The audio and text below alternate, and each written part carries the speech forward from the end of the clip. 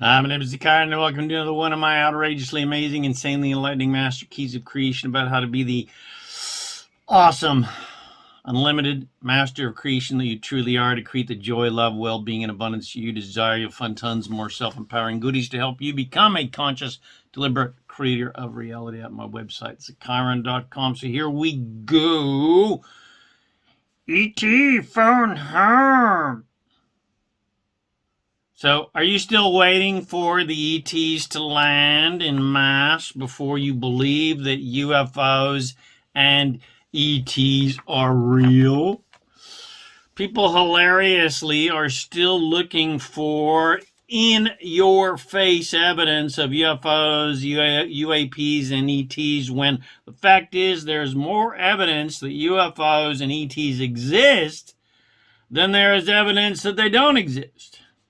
Aside from the literally millions of people who have physically witnessed UFOs and gotten videos on their phones, and the finally released government information and the countless documentaries and the countless channeled books about extraterrestrial civilizations, aside from all that, all you have to do is look up in the night sky, even if there doesn't happen to be any UFOs that night.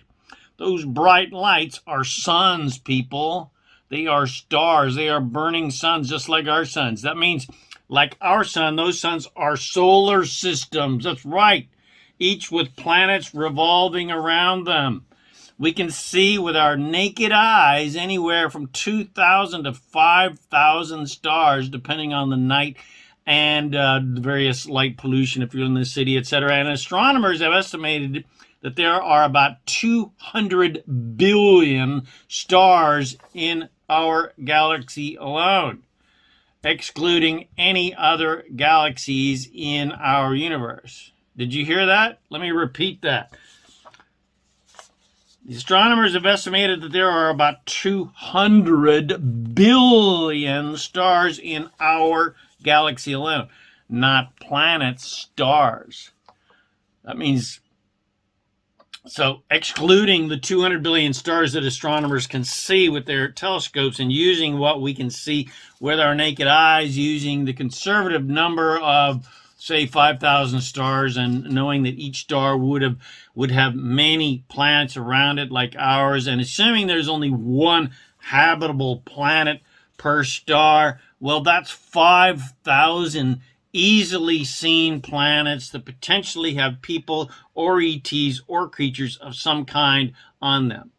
5,000, that's being just so conservative. 5,000. Remember, we've excluded the 200 billion other stars, and let's say only half of those 5,000 stars have habitable planets. Let's be ultra conservative. That's still 2,500 habitable planets with potential human-esque or ET beings living on them. And considering that the universe is billions of years old, logically, we can assume that at least a few of those 2,500 planets that we have conservatively included in our arithmetic have civilizations on them that are older and more evolved than our Earth, which we can then logically assume that they would be as curious as us and would create interstellar space travel. So even if we play down the odds, as I have done, and only include the stars we can see, it is obvious that we are not alone in the universe. And if we include all of the stars the astronomers can see, well, it's kind of like, duh.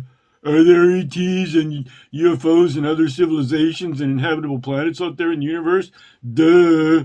If you can't imagine imagine that there are spaceships and ETs interested in us and what we are doing, then you should check your pulse, because, Jack, you dead.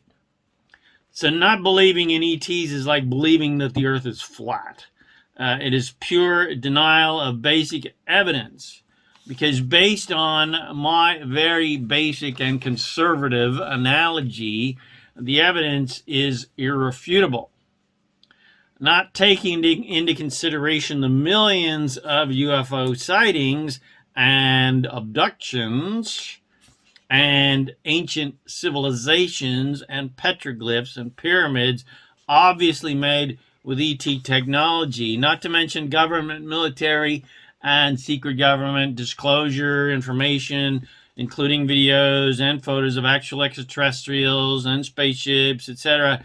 Not to mention crop formations that have been going on for the last 20, 30 years.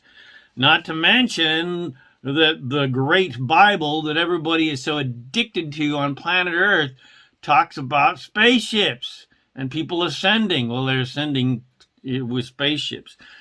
The point is UFOs, ETs, other civilizations, other kinds of bodies, other kinds of creatures. Well, it's just freaking obvious to anybody with a brain in their freaking head.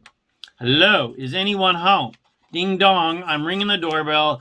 Is anybody at home? And yes, the governments have been contacted by ET races for the last 50 plus years. And maybe one day they'll come clean about that, but probably not. I'm not holding my breath. Until the ETs decide it's time for a big-ass mass landing, because the governments want to maintain the illusion of power and control, like they are the kings of the planet.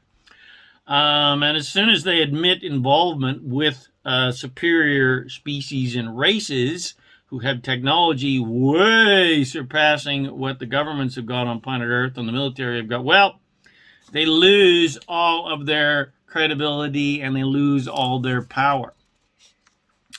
Anyway, when and if that happens doesn't matter, because they're obviously watching us to see the ETs, that is. Watching, well, the government too, but we won't go there, girlfriend. The ETs are watching us to see how we are evolving. And if we'll continue destroying our home like complete fuckwits, or if we'll wise up and start being nicey nice. Until then, keep your eyes on the skies. Be a Mulder, not a Scully, and have some fun.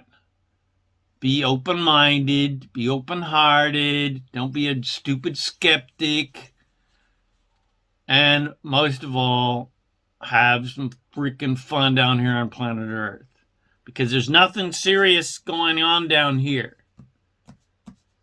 There's no judge judging you for your behavior.